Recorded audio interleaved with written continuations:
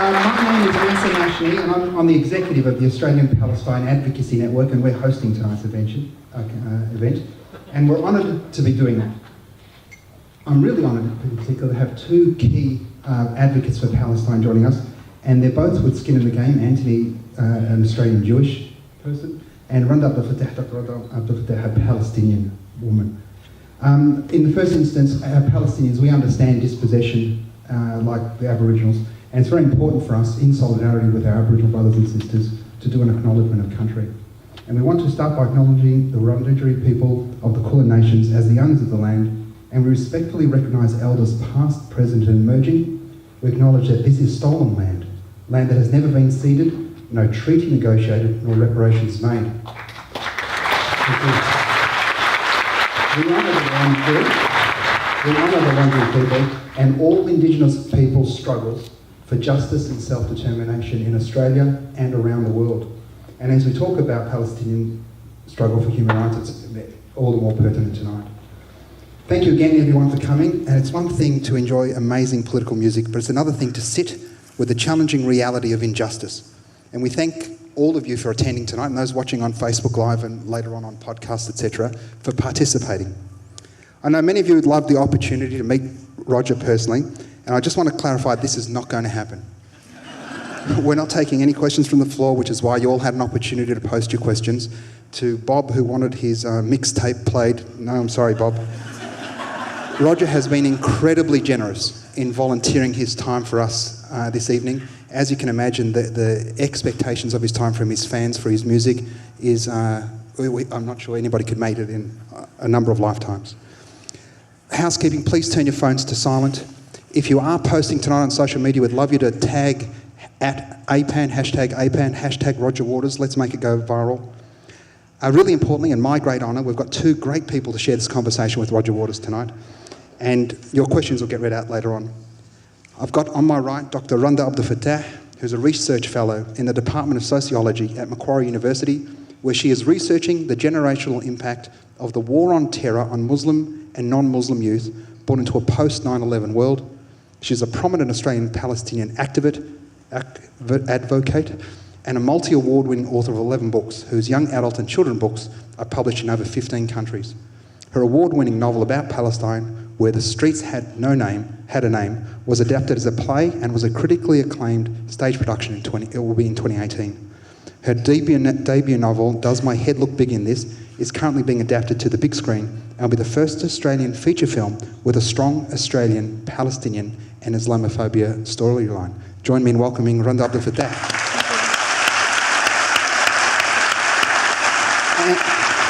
And sitting next to Randa is Anthony Lowenstein, who's an independent journalist, author and filmmaker, currently living in Sydney after being recently based in South Sudan and Jerusalem. He's written for the New York Times, The Guardian, Sydney Morning Herald, The Nation and many others, and written a number of best-selling books including My Israel Question, The Blogging Revolution, and his most recent, Disaster Capitalism, Making a Killing Out of Catastrophe. He's the co-editor of Left Turn and After Zionism and co-writer of For God's Sake. He's the writer, co-producer of the soon-to-be-released documentary Disaster Capitalism, and he's currently working on a book about the global war on drugs out in 2019, featuring on-the-ground reporting from Honduras, West Africa and the Philippines. Join me in welcoming Anthony Lowenstein. And without further ado, Mr. Roger Waters.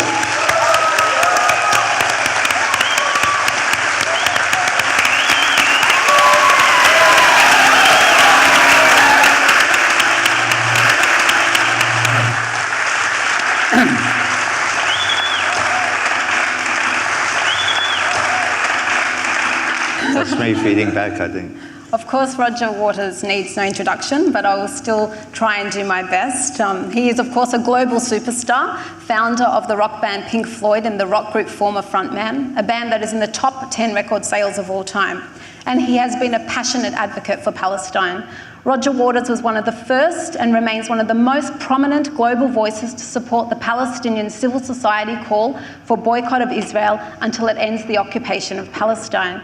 He has publicly advocated for artists not to play in Israel until then, campaigning for Australia's Nick Cave to cancel his tour, publicly supporting New Zealand artist Lord's recent decision to cancel her concert in Israel.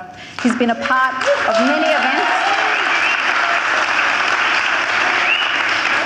Roger's been a part of many events across a host of countries in support of Palestine, and we are incredibly grateful he's taken a night out of his demanding schedule to talk with us tonight. So thank you.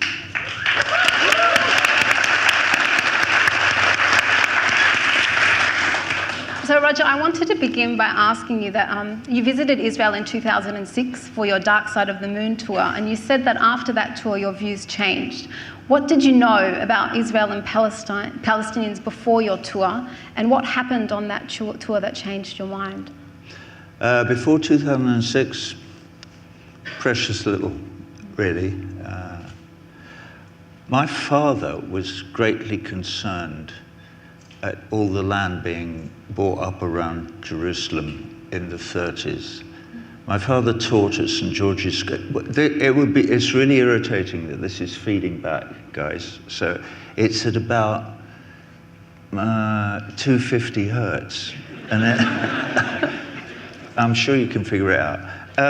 He when he finished his teacher training in England, he boshed off and got a job at St. George's School in Jerusalem. And he wrote letters to my grandmother from there, which I've still got. So I've also got Christmas cards that his pupils sent him with pictures of the River Jordan, you know, to Mr. Waters, Happy Christmas, blah, blah, blah, from Khaled, somebody or other. But, you know, in 1948, I was a bit too young. I know I'm incredibly old, but even so, I was only 5 or something. I was too young to really pay much attention to the Zionist movement and what was happening, and the Nakba. And an awful lot happened in the intervening years between 1948 and 2006. But politically, I was engaged in the Young Socialists in Cambridge, where I grew up, and also in CND, which was a kind of a big deal.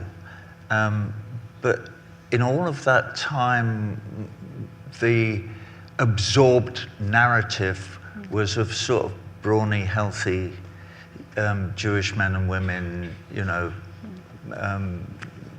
with their kibbutzes and whatever, and creating a new life after the Second World War and after the Holocaust and so on. And nobody, the Palestinian narrative was entirely absent from my life, and must have remained so until quite recently. Although we had, you know, there was the Six-Day War, and obviously in '67, and but even that, the Six-Day War narrative was delivered completely wrong. You know, the narrative that I got, even through the Manchester Guardian or the News Chronicle or whatever paper my mother started taking when she stopped buying the Daily Worker, was, you know, that these lovely farmers on these kibbutzes are building this new wonderful world for everybody had been viciously attacked by their Arab neighbors and had heroically defended themselves, which of course is not what happened at all, as I now know, but nobody knew. So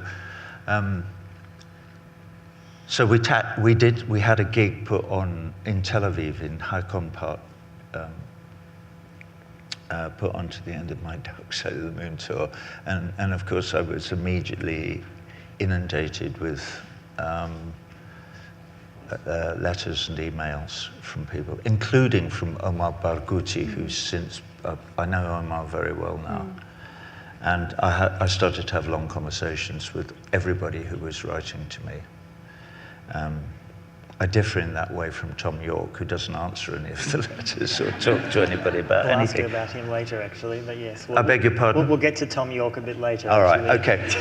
Yeah, so I came to a compromise solution with Omar and everybody else, which was that I did cancel my gig in Tel Aviv, and I moved it to a village called Neve Shalom, or Wahat Asalam, which is a peace village halfway between Tel Aviv and Jerusalem, where they grow chickpeas and where it's a kind of experiment in, let's see if Muslims and Christians and Jewish people can live together and do something useful, like making hummus.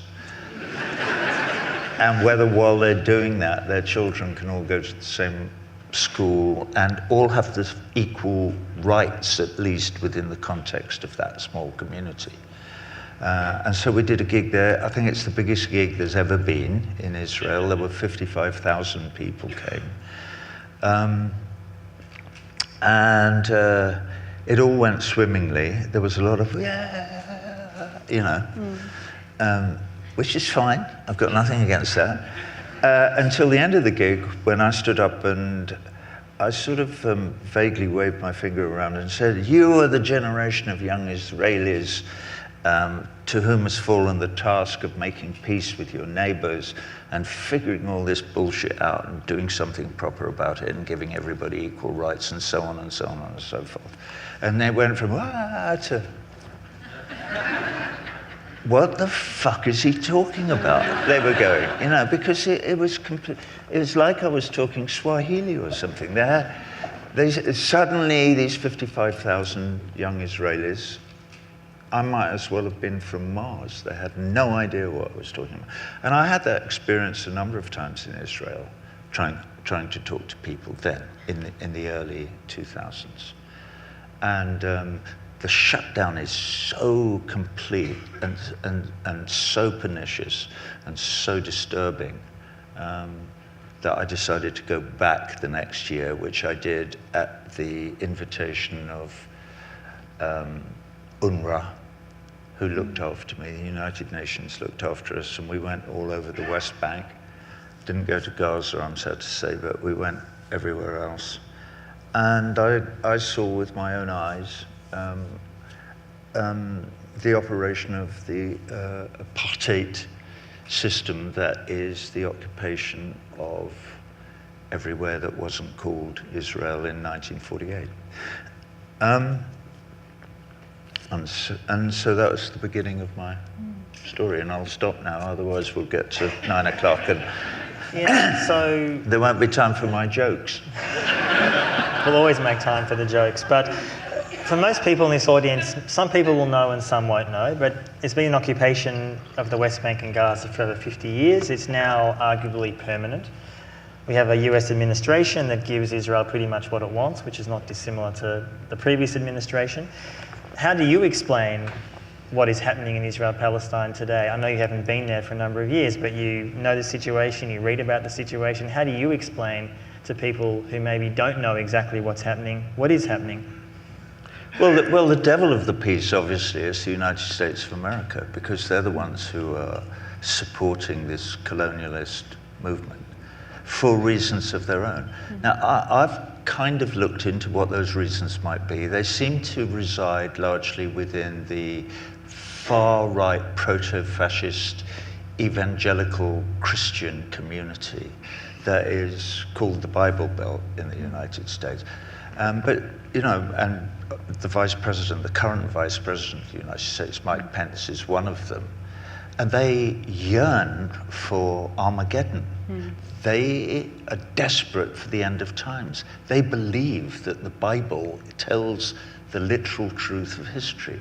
I mean, this is wacky stuff, but it is current. I know we can laugh, and it's hysterically funny, or it would be, if they weren't going to kill us all.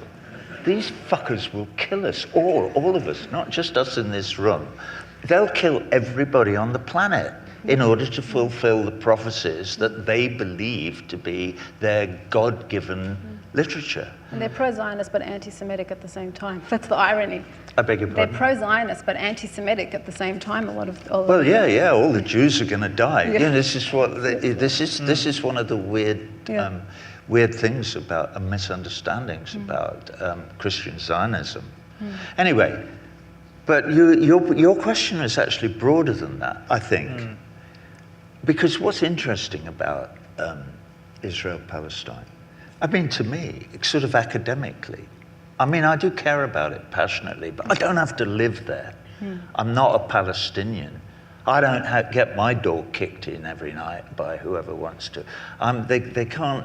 Well, maybe they can now in the States. Now they can take me off in the middle of the night and lock me up forever with no recourse to the law. But this is, you know, in Palestine, this happens to people constantly, and even to children, as we've seen recently, with Ahid Tamimi, and many, many similar cases. So it demands for anybody with an IQ above room temperature to say, hang on a minute, what about Magna Carta? What about habeas corpus? What about the rule of law? What about the Universal Declaration of Human Rights? What about the French Revolution? What about the Enlightenment? What's been happening the last 200 or 300 years? Do we believe in law or not? Do we consider that human beings, individual human beings, have rights? This is what they figured out in the 18th century in France, is that it's not just the king, it's not just Louis XVI who has rights under God, that the sans-culottes have rights as well. You know, the poor people have rights. That's something, well, that's what I believe, that is true, and I'm glad I was born after all of that thinking had taken place a couple of hundred years ago. But Donald Trump obviously nobody's banged on his door and said, "Oi, Donald, human rights, man, you know, inalienable rights, we're all the same, we're all human beings." Paris, 1948, he has no idea. You might as well be talking to a chair. You know, it's funny, but it's not funny, because now they want to, well, after they've bombed Iran back to the Stone Age, which they're absolutely determined to do, at the behest of the proto-fascist government of Israel, largely, who seems to be the tail wagging the dog of Congress and and the government of the United States. When they bombed Iran back to the Stone Age, they're going to attack Russia. I mean, has Donald Trump any idea who the Russians are? And how many of them there are? And how big Russia is? You know, just because the United States spends more money than the next 8 countries on their military budget, the next 8 countries put together, doesn't mean that these people are defenseless. And also, there is a lesson to be learned from the resolve of the Russian people and what happened in the Second World War, which the Russian people won. That's why we're all free. That's why I'm not wandering around in an SS uniform, having been brainwashed, you know. But, well, again, that might not have happened, though. There is a little poem that I wrote. Well, it's not a poem, but it's the beginning of a movie that I made a few years ago with a bunch of songs from a show. And it starts off with a young bloke who's supposed to be me typing. And it goes, I remember one time my mother saying to me, "Of course, darling, if the Germans had won the war, they'd have killed me because I was communist, but they would have probably brought you up as a good little Nazi, because I would have only been a year old or something." Well, which is scary, because if you get children young enough, it unfortunately is easy to indoctrinate people to believe almost anything you want them to believe. I'm rambling now. No. Just stop. It leads on exactly to my next question, which Okay. is, I'm really fascinated about how human beings, when when injustice and the sort of the atrocities are so in such close proximity to them, cannot be denied, are able to still live in a bubble. And I think that you encountered that when you went and met with Israelis. Particularly, I read a story about you visiting the Jerusalem Film School, and you showed them a film about Jenin, and again, blank faces. Yeah. How do you explain that? I mean, we see that in Australia as well. I didn't show them the film, which is called Heart of Jenin. Yeah. I mentioned it. You mentioned it, okay. And just to this is a film about a Palestinian kid in the refugee camp who goes out to play one day because he's made a mistake and nobody's warned him that the Israeli army are there. So he goes out and he's got a wooden replica gun. So they shot him dead, as they do. He's 8 years old. And but they could use bits of him, and his bits went all over Israel and were used, and his heart actually went to a super Orthodox right-wing Israeli family in Tel Aviv, American parents, to the kid.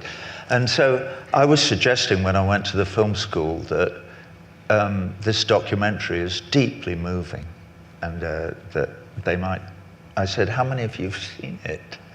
And just asking the question, the shutters were like, and suddenly it's exactly like the gig, from being, oh yeah, look, he's come to talk to us, how lovely. They went to, not here. Yeah. Absolute close down.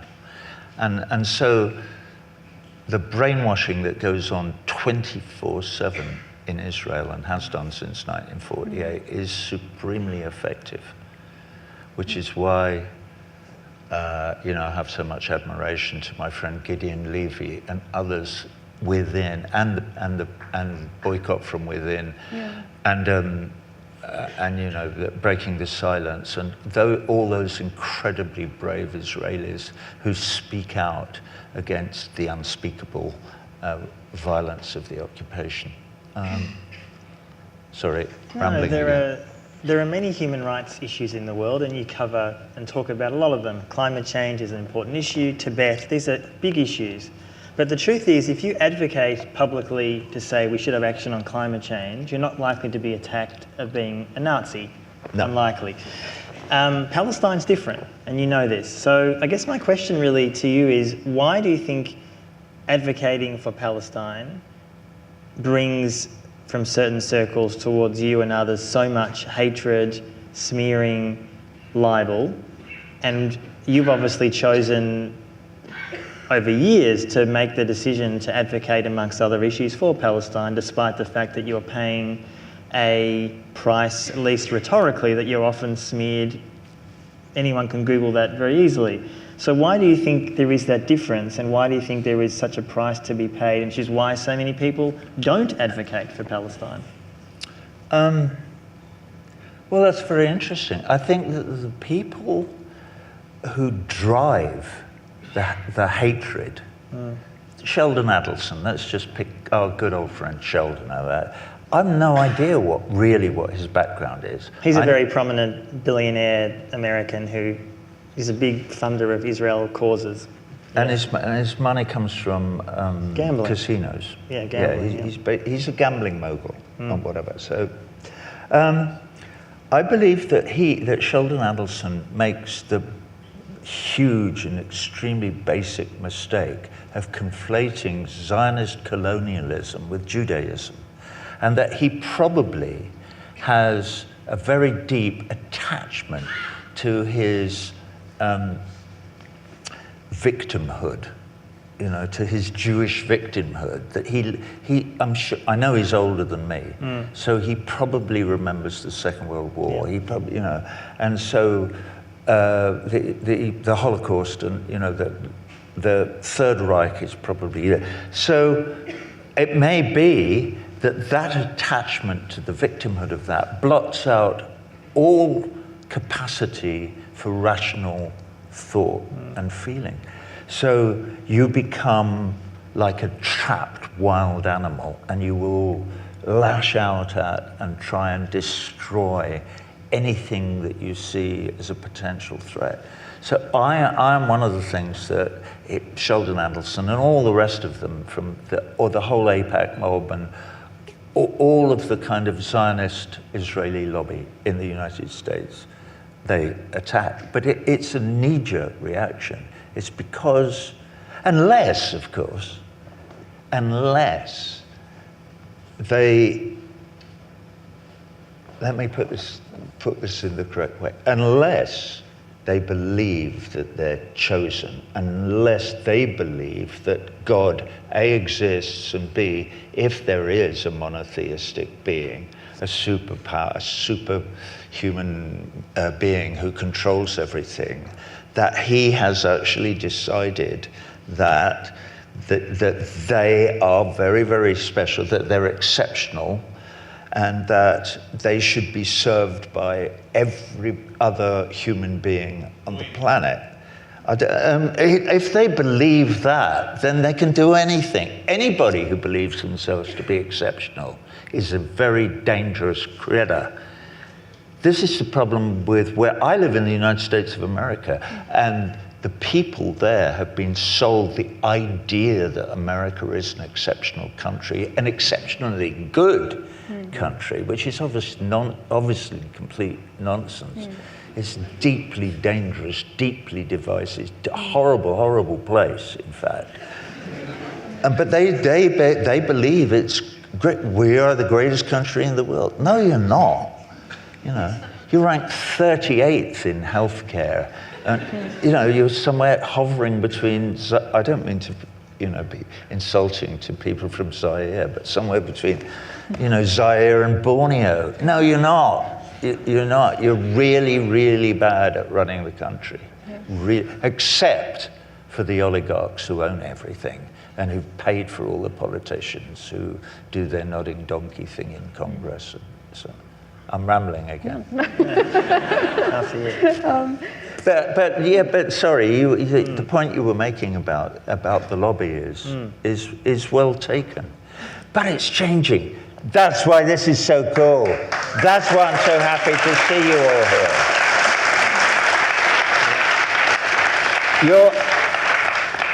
here. All you people in this room, your efforts are not in vain, and I'm seeing it in the United States, and it's kind of barely perceptible on the surface because the mainstream media will not report it. But I speak to lots of people and I hear it, and certainly in the Jewish community in the United States of America, support for Israel and its appalling colonialist policies and its racism and apartheid, the support for them is diminishing at a great rate, particularly amongst the young, which is why the Sheldon Adelsons of this world are pouring millions and millions and millions of dollars into trying to suggest that I'm a Nazi.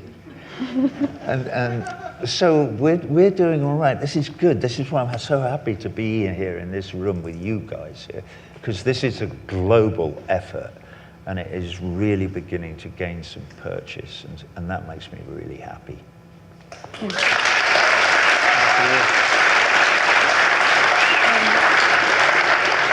Roger, one of the reasons why we're so excited about doing this with you here is because our government, Australia, is one of Israel's closest allies. We have a clear pro-Israeli, anti-Palestinian voting pattern in the UN, and it's out of touch with the majority of nations and international law. We presented a red carpet to Netanyahu, and our Prime Minister and political leaders continuously stress that our close relationship with Israel is based on core shared values. America, obviously, and Canada, other countries who strongly support Israel, and all these countries share a settler colonial identity. It's interesting to see the parallels between Australia and its treatment of Indigenous people and its contempt for their wishes to have Australia Day abolished and for us to recognise it as Invasion Day, and the way that Palestinians who attempt to commemorate Independence Day as the Nakba are treated in Israel. Those parallels are really important, particularly me as an Australian Palestinian, understanding that this comes from primarily a racist settler colonial identity. To what extent do you think that it is this kind of this identity that unites Western supporters of Israel? Completely. Completely. You know, I was very struck when I arrived here again very recently and I wish I could remember the names of the people involved in this. But it's not beautiful, it's horrific, but it's also a beautiful map of the massacres. Yeah. And I feel quite emotional even talking about it. Yeah. But the fact that the stories are beginning to be at least told, at least acknowledged in places of what colonialism actually is and was and still is and what it actually means. It's deeply moving because from then and from Captain Cook until today, until the last 10 minutes, was nobody wants to talk about that. Everything's fine, you know. we can beat the Poms at cricket, and that's all that matters, really. Well, that's how it feels.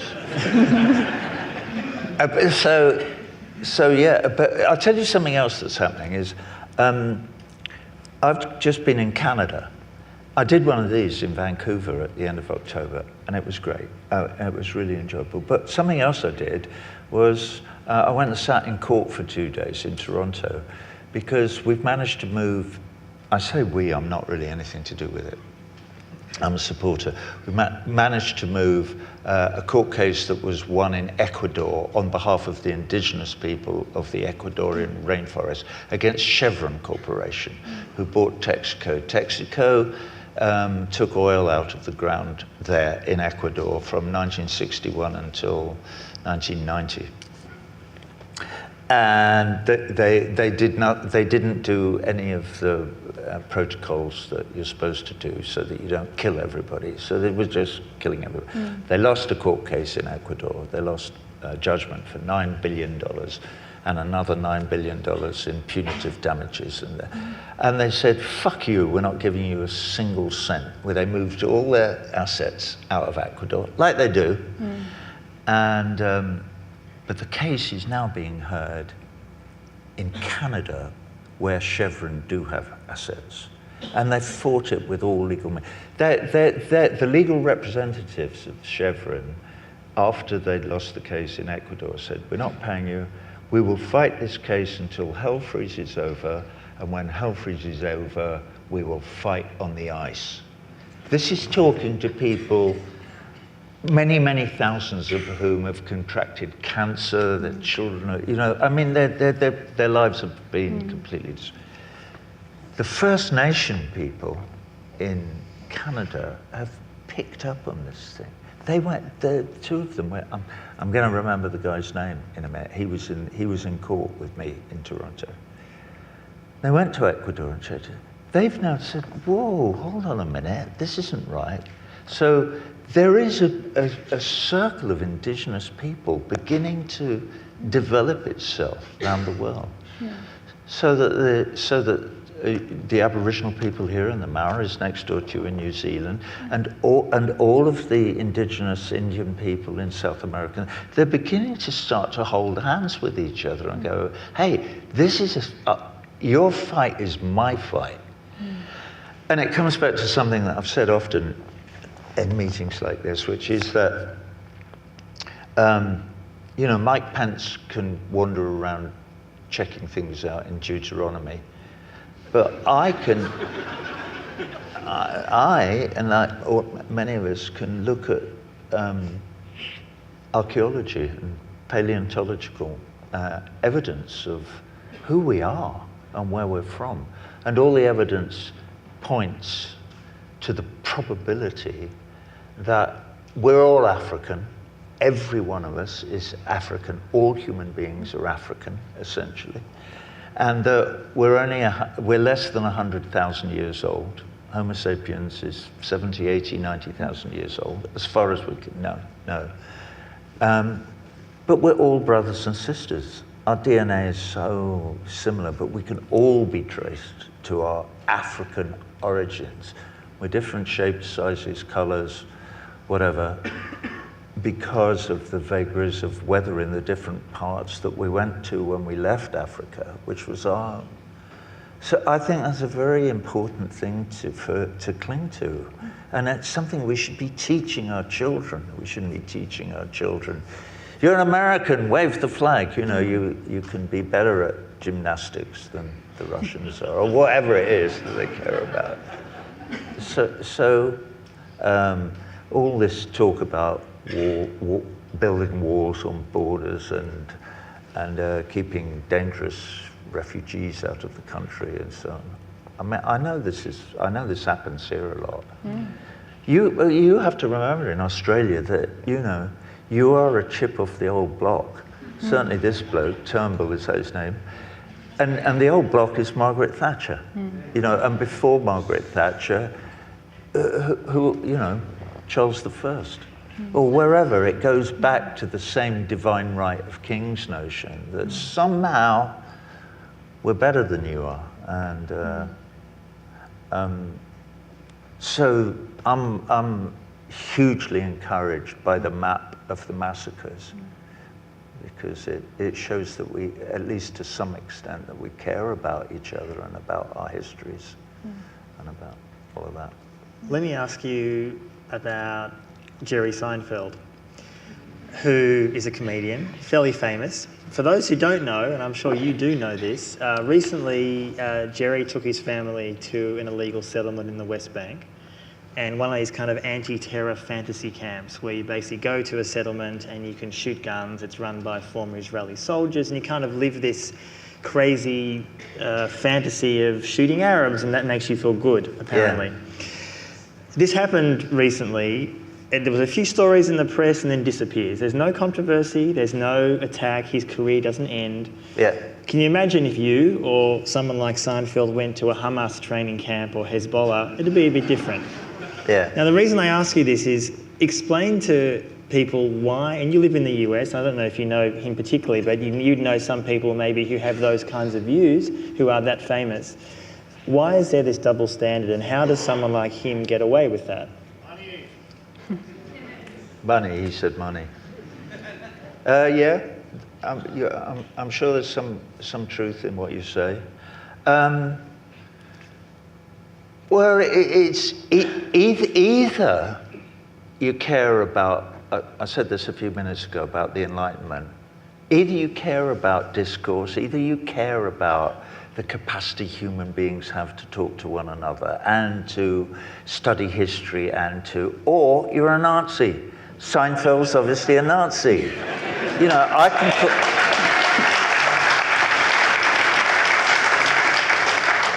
You know, they're all over. Aerosmith went to these training camps. It's a fucking pop group. You know, what do they do? What are they thinking about? Do you know them? No, of course not. No, I'm not saying you're friends. I'm not saying you're hanging out in a settlement. I'm saying that you may have, I don't know, you may have talked to them about it. I ran into Steve Tyler in a sushi restaurant in LA about 6 months ago, and he leapt up from his table. I thought, who is a little old lady coming up here? Is that the surgery, or that's just he's just... Because he had his hair up like in a bun. And I thought, oh my God, there's a little old lady wants an autograph. And it was Steven Tyler. And you talked about Israel? No. Are you kidding? No. I'm guessing not. He was playing, you know, he was being deferential.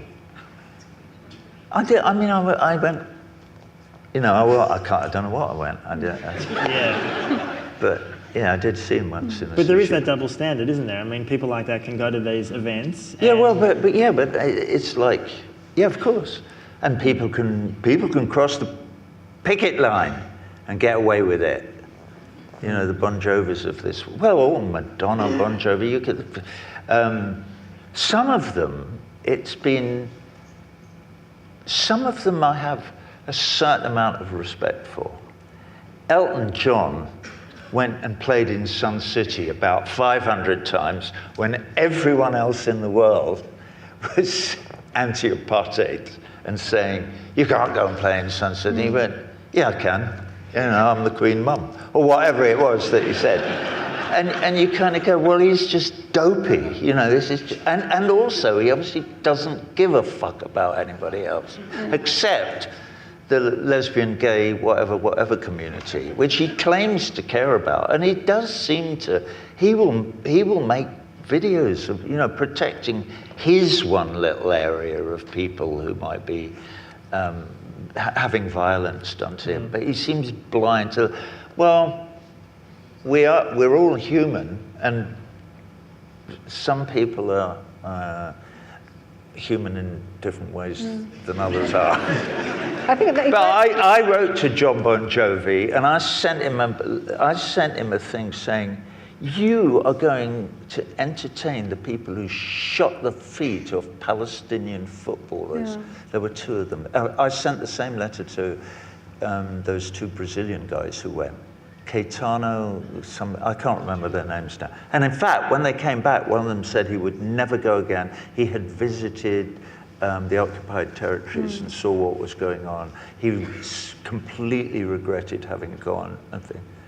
Yeah, there's two kids, 18-year-olds, that'd been to the local football stadium pitch to train, dreamed of playing at some point for Palestine, and some IDF soldiers decided to shoot. They shot one kid 7 times in one foot and 4 times in the other. So obviously they'll never play soccer, but they'll never walk again. But nobody, you know. Anyway, we could go on telling horror stories all night. It brings me to again this issue of the blind spot. So, given your human rights activism over the years and your progressive views, you'd move in circles of people with like-minded politics, particularly guessing around the armament movement and the armament industry. And Palestinians have this catchphrase of meeting people who are PEPs, progressive except Palestine. So they're PEPs, and I come across it time and time again, people who are progressive on all issues, except when it comes to the issue of Palestinians. Yeah. Again, for example, people who are anti-war, anti-armament industry, and then ignore the fact that Israel is deeply involved in exporting arms to rogue nations. Australia very recently signed a memorandum of understanding to have a defence cooperation, a recent arms deal last month with India, just overlooking all of that. So in your own circles, have you come across these progressive except Palestine types, and how do you navigate those conversations with them? I didn't hear all of that, but we are caught in a bind, all of us. And the bind is that there is something called the media, and almost all of it is mainstream, and it is all telling the same false narrative, because it's only there to sell us whatever they want to sell us. It's there to buoy up the idea that consuming is the important thing in life, and the truth or reality or ideas or history or literature or whatever it might be that you might be interested in, if you're one of the people who's interested in things. So people are being bombarded with, funnily enough, what Trump is complaining about, the whole fake news thing. Well, yeah, he's right, they are.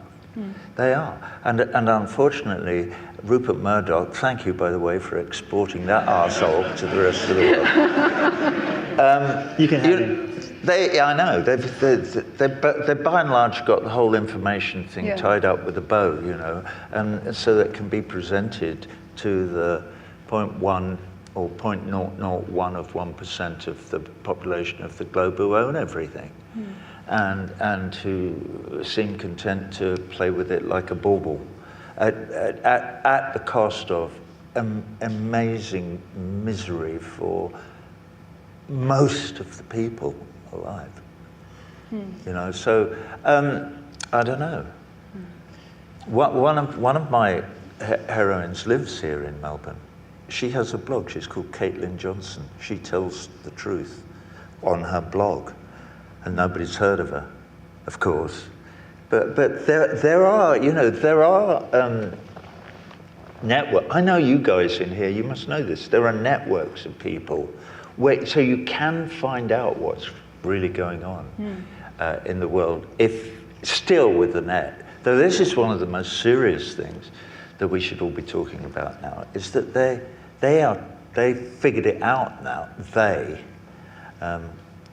Jerry Seinfeld and Mark Zuckerberg and whoever those 2 dumb kids who own Google are, they've figured out that they want it to go on like this. They believe that the bullshit about American exceptionalism thing. So they're changing all the algorithms in order to try and remove anything that is left-wing, anti-war, socialist, blah, blah, from the internet. And they are succeeding. Alternet, which is one of the sites that I support, their traffic via Google search has gone down 65% since last April. That is because Google employed 10,000 people to change the way the search engine works to silence the other voice. So it is very scary, which is why this kind of grassroots human beings talking to one another about these things is so desperately important. And again, I'm really glad to see you here. You've become probably the most prominent person in the world who advocates for BDS, boycott, divestment, sanction. There are many others, but you often write to artists, cultural figures, musicians, to encourage them not to play in Israel, to abide by the Palestinian call for boycott. Tell us a little bit about how that process works. Obviously, there are some musicians who go along with this. There are some, Nick Cave recently, Radiohead, who very prominently were very angry about even being dared to ask to not play. Yeah. Tell us a little bit about that process. You, I guess, write people letters, I presume privately or sometimes publicly, and then do you sometimes speak to these people? Tell us a little bit about how that process works. I do it both ways. Usually I write to them privately first. I get an email address and write or whatever.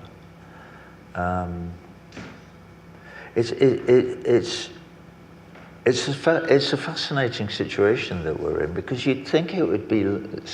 It's so simple, you know.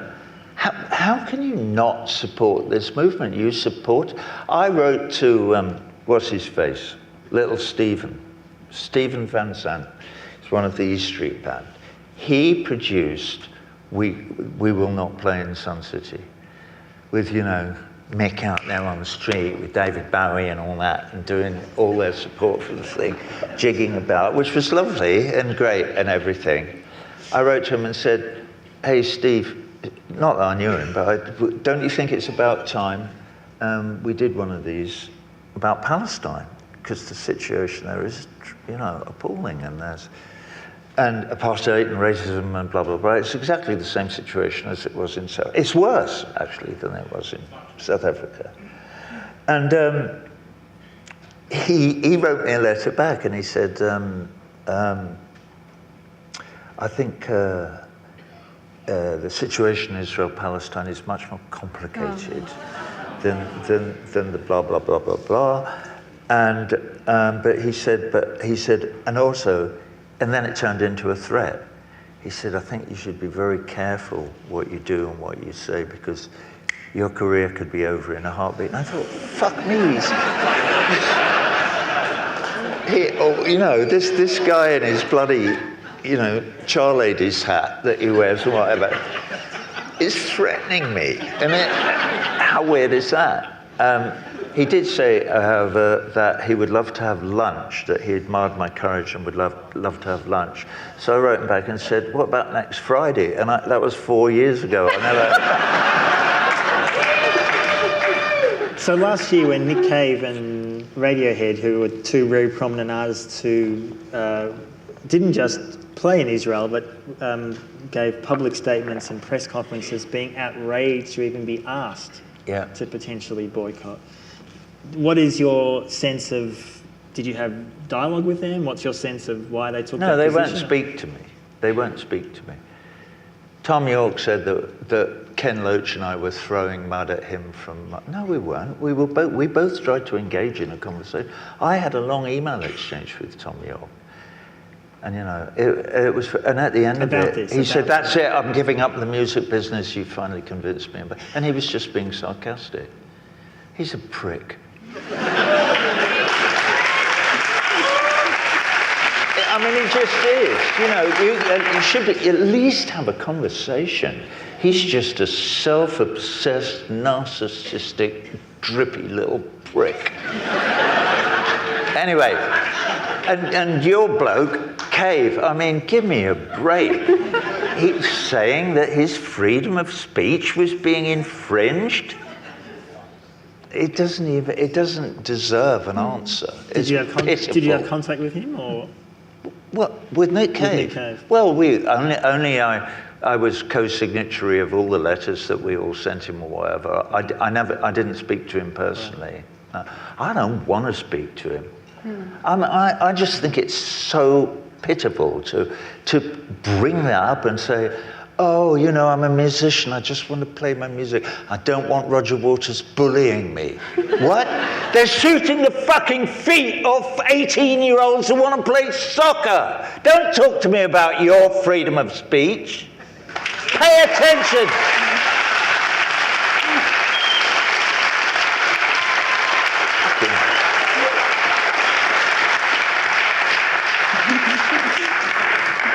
Roger, as a Palestinian in the diaspora, I support BDS, so the Boycott, Divestment, Sanctions movement. But my first reason is not because it is non-violent or inspired by the struggle against South African apartheid, or even that it's effective. I support it because I respect the agency and self-determination of Palestinians, and the fact that a critical mass from civil society called out to the global community to support that strategy. And what I admire most about your support for BDS is that you have privileged the agency and voice of Palestinians. Do you think that a lot of the silencing and condemning of BDS is about dictating to people how they should resist and fight their oppression? And we see this time and time again when power tells people to, just put up with gradual emancipation, or just water down your resistance, tone down your anger. Do you think that this is part of the way of controlling the way victims of oppression are allowed to resist? Yeah, of course it is. It's time wasting. They're time wasting. The Israelis have been time wasting since 1948. They pretended that they were going to go along with the UN mandate that there should be two states. If they were having a state, that there should be a Palestinian state as well. 194, I believe, is the original resolution. Or is that the right of return? I'm kind of bad with numbers. But they never had any intention of not taking over the whole thing. From 1948 on, they have been systematically making life on the earth that is Palestine intolerable for the indigenous people in an attempt to drive them into neighboring countries, into refugee camps, so that they can take over the whole. And at least now, they're sort of admitting it, because, it's like, it was so obvious for so many years. But it's almost impossible for Netanyahu now to kind of say the same thing again and again without kind of tittering up his sleeve. Yeah. What we really want is a two-state solution, but we can't find anyone on the other side who is not a fucking animal who we could talk to. Are you kidding me? We all know, anybody who's done the reading, anybody who's read any of the history, anybody who's read anything that isn't American/Israeli propaganda knows that there were umpteen occasions between 1948 and particularly 67.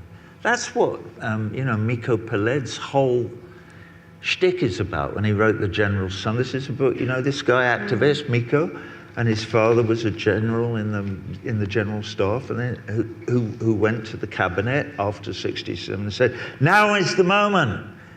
On these on the 67 borders, they will accept a thing. They're screwed. We've defeated them completely. Now is the time to make peace. And they laughed at him. They said, are you crazy? We're never going to make peace with them. It's ours. That's so this, none of this is a huge surprise. What may turn out to be a huge surprise is if we win, and if the Palestinians do get rights, if we, all of us, manage to persuade others, and it's not. I'm not sort of being maniacal about this. This is spreading. People in general around the world sit and they're looking at this stuff and they're going, yeah, this is wrong. It's wrong, because it's very easy to look at it and go, yeah, why do these people have rights and these people don't? That can't be right. That's not what we all believe in. So we could win this. We could win it, or the Palestinians could win it, and maybe it could spread to other places, to the Rohingyas or other people who are being treated so abominably in other parts of the world, and then maybe we can, persuade the powers that be in the United States of America that no, you can't have the whole world as a little empire or big empire, because we won't have it. You guys sent in a lot of questions in the last week, and we were inundated with them, so thank you. And we have limited time, so we've chosen a handful of questions that we don't think Roger has answered. So we're going to read a few of them, and we'll just see how we go. Do you Right. want to start the first one? Maybe. Well, you can start. Yeah. This question is from Kerry. Gideon Levy, the Israeli journalist, said in Melbourne, he visited in Australia recently, that essentially the people of Palestine are fast running out of options, and it is time for the international supporters to step up with BDS and various forms of international pressures. Now, obviously, you've spoken about why you support BDS, but what I was also going to ask you before is, why do you think there is this growing shift in how people view Palestine? And you obviously see that in your professional experience, in your personal experience as well. Why is there that shift? It's been bad for decades over there. Why is that changing? I think 2009 and 2014 had a lot to do with it. The Gaza wars. Yeah, the Gaza wars, the bombardment of Gaza, and the whole Gaza story. You cannot hide the fact that there are, however many there are, 1.8 million people living in a prison, and routinely, from time to time, the Israelis drop bombs on them just to thin them out a bit, and even in their own press describe those operations as mowing the lawn. That gets through to people. I feel my chest constrict with rage, even hearing that. And they don't. There is no muzzle on a lot of their politicians. So their Minister of Justice, Isla, whatever her name is entirely content to openly say, we just need to kill all the Arabs. And then everything will be fine. And people around the world are going, what? What did this woman say? This is the Minister of Justice in a supposedly civilized country, in a democracy. None of this makes any sense at all. I don't know if that answers the question. Yeah, so it does. Makes sense to Malcolm Turnbull, apparently. This is a personal question from, there's two questions because they're similar, from Shadi and Stephen. It's been hard to watch all the negative attitudes towards you. How do you keep going on without it affecting you? Has your pro-Palestinian activism cost you professionally? Well, yeah, obviously it has. There's a couple of things. I'll tell you a couple of little things, because they're, all right, there's two things. One is I made a movie of the Wall tour that I did. It's called Roger Waters' The Wall, and it came out a few years ago. And we got it shown at the Toronto Film Festival, and then we showed it to people who, trying to sell it. And we had, there are three specific people. There's HBO,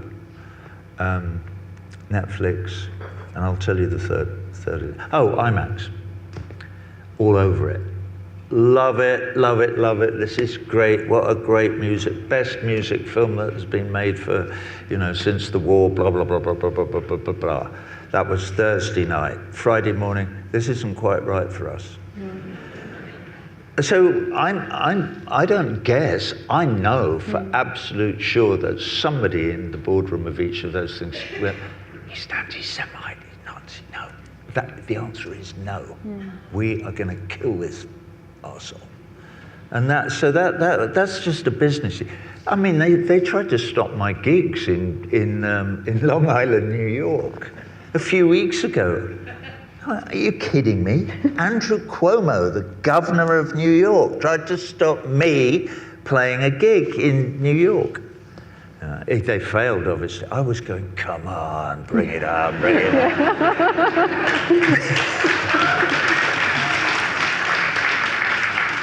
Only because, speaking with all my friends in Palestine Legal and so on and so forth, we all knew that they would fail in that endeavor and that we might thereby create precedent. And create a news story saying, you can't do that, You cannot, you cannot throw away the right to freedom of speech. You can't just toss the First Amendment of the United States, of the Constitution of the United States of America, into the East River, because you're a Zionist. You can't do it. So that was one thing. What was the other? Oh, I'm going to tell you one other story. I've worked a lot with, not a lot, but I worked a bit with vets. A lovely couple who ran a charity supporting badly wounded men from Afghanistan or Iraq, or it doesn't matter where they're from. They ran a series of shows called Stand Up for Heroes, and Bruce Springsteen does it. He's done it for years. And they asked me if I'd perform at this thing.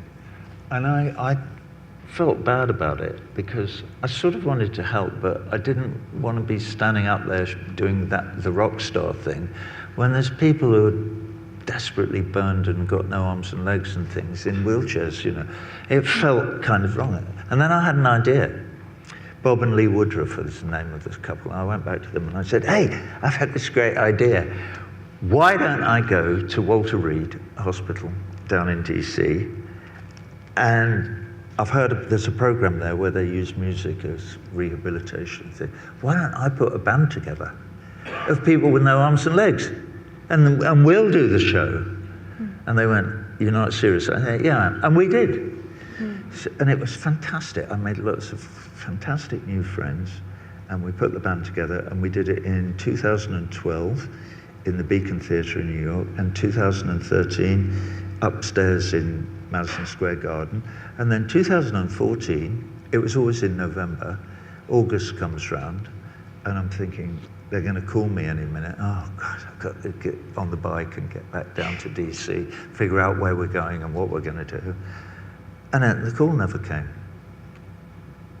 So, you know, being a clever chap, I smelt a rat after a bit.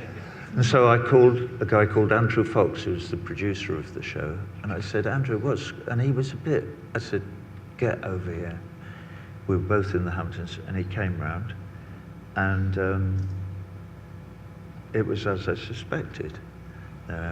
3 or 4 donors, nice Jewish people, nice generous Jewish people giving money to Stand Up for Heroes, had said, if Roger Waters appears, you'll never see another dollar from any of us.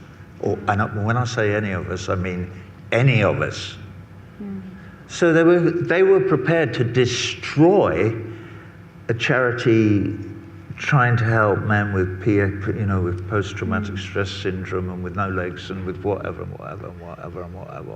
They were prepared to throw them under the bus with me. That is despicable. I mean, completely despicable. So that was in 2014. So we didn't do a show that year. We did it the next year. I did it on my own with my men, and we did it in Washington, DC, so that we would get out of. But that's the kind of thing that happens. And it makes you, it's sickening. The guy who was the chairman of the charity event in 2014 was a financier called Stephen Cohen, who was convicted of all kinds of fraudulent wrongdoing and paid a fine of over $1 billion to keep himself from going to prison. Sorry, I'm getting personal now, but...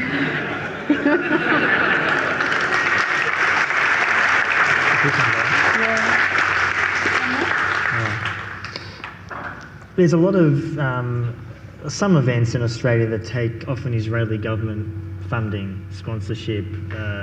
Someone comes from Israel and airfare is paid for by the Israeli embassy, etc.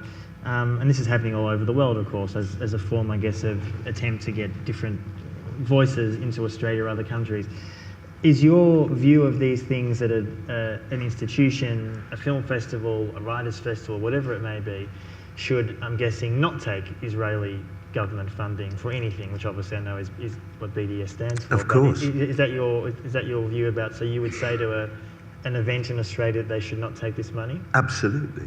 Yeah, of course. The wider this boycott movement spreads, this is what we're trying to do. This is exactly what we're trying to do, and get it to spread as broadly as is possible. And, and it is growing. There's no doubt. It's growing. There's no, Omar sent me a WhatsApp yesterday. Just so, for those who don't know, Omar Barghouti, just in case people don't know, is a Palestinian, one of the founders of BDS. Yeah. Anyway, it was the top 30 events for BDS in 2017. And they're nearly all events like you've just described. They're nearly all some particular organisation in some country that you wouldn't have expected suddenly aligning themselves with BDS, or one of them, for instance, is what's his name, Rodney? Can't remember, the football player from the Seattle Seahawks, who they were paying for him to go and visit Israel, and he went, hang on a minute, and he looked into it, and he stood up and he said, no, I'm not going to go on an all-expenses paid trip to whitewash the occupation. And Rodney Bennett was his name, I just remembered it. So that's one of the 30 things. But equally, there was, there was a big music festival in Germany last year. Yeah. Where a lot of acts suddenly, which was being paid for by the Israeli embassy in Germany. And a lot of acts went, no, we're not doing that. So these things spread. There's one of the biggest unions of workers in India have yesterday, or the day before yesterday, affiliated themselves with the BDS movement and said, and just declared their support and said, we are standing alongside our brothers and sisters in Palestine. And we will. So all of these isolated instances of people standing shoulder to shoulder with our brothers and sisters in Palestine are all super important. We'd like to thank Roger for coming tonight. It's been an absolute honour to have you, A, in Australia, B, talk about these issues. And I just want to say one very quick thing before we finish. You should definitely support APAN, which I guess you're going to say in a minute. But I just wanted to say on behalf of both of us, or Run to say, obviously, that thank you so much for being here tonight. It's been a pleasure.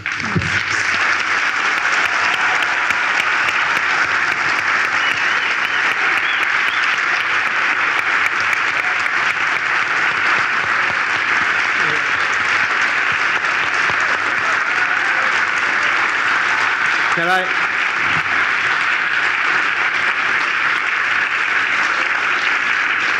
Yeah, I'd just like to say, can I personally thank you all for coming, because this is what it's about. It's this grassroots support for the movement this is the heart and soul of everything.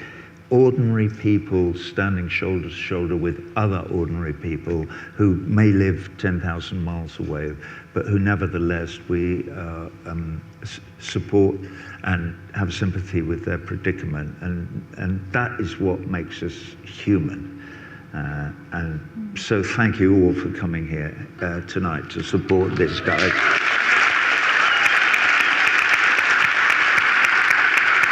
Thank you, Roger. Thank you. Are we on? Thank you, Roger. That's extraordinary compassion. We really sincerely so appreciate time. We know the challenge and how very busy you are. We've got a couple of gifts for you. Firstly, we've got an Aboriginal flag, which has only been a flag since 1971, just 4 years after Aboriginals were finally recognised within our constitution as given full citizenship. And Aboriginal people have struggled under that flag ever since. And the second is to offer you 2 pieces of wonderful Australian music. First, Archie Roach, a Melbourne-based singer whose songs have inspired so very many people to open their eyes. This is a 20th anniversary edition of his most highly acclaimed album, Charcoal Lane. And the second is Gurumul, an amazing singer from up north, who after a great career in Australia, Australia's famous Indigenous bands, has recorded some beautiful, soulful music. So thanks so very much, Roger. Thank you, I appreciate it. Cool. Okay, I'll keep that from there. Okay. So Roger has given up his time and he's put the challenge to each of us, and this is my pitch. You gave up a night today. You gave up a night to come out and hear Roger. And it's not enough just to come out tonight. Liberating and giving Palestinians their opportunity for freedom, for justice, isn't enough for you just to come tonight to hear Roger. He doesn't want you just to come along and hear him talk. He wants you to do. We need you, Palestine needs you, justice, human rights the world over needs you to become evangelical and do something. And doing something is as simple as talking to a neighbour, a politician, a friend, your school teacher, offering to put something on. At APAN, we've got resources, we'll help and support you, but we need feet on the ground. You are those feet. As you leave here, there'll be buckets about. We need donations. We can't do this stuff without money, as you can appreciate. It's a never-ending battle. Our opposition is so better funded than we are, so we need your help. APAN is a membership-based organisation, so if you go to our website, apan.org.au, you can join. You can feel free to register to our mail so you can get information about many other events, perhaps never as good as this ever again, but hopefully Roger will come back out and we'll do it all over again. We've also got some flyers for you to hand out. They've got maps on one side showing disappearing Palestine and a really poignant couple of paragraphs from a recent op-ed that Roger wrote. Take a handful, share them with family and friends, and tell them about the brutality and the inhumanity of what's happening in Palestine. Finally, don't leave without making a determination as to what your next action will be. It's so easy to go, that was a great night, and go home and forget until something happens, until there's some bloodshed or you get the trigger in. Make the determination today. And we're asking for you not to be a brick in the wall, you know. Let's break that wall down together. Thank you all. Safe trip. Thank you again, Roger. So very much appreciated. And Rondo and Anthony, thank you guys. Thanks.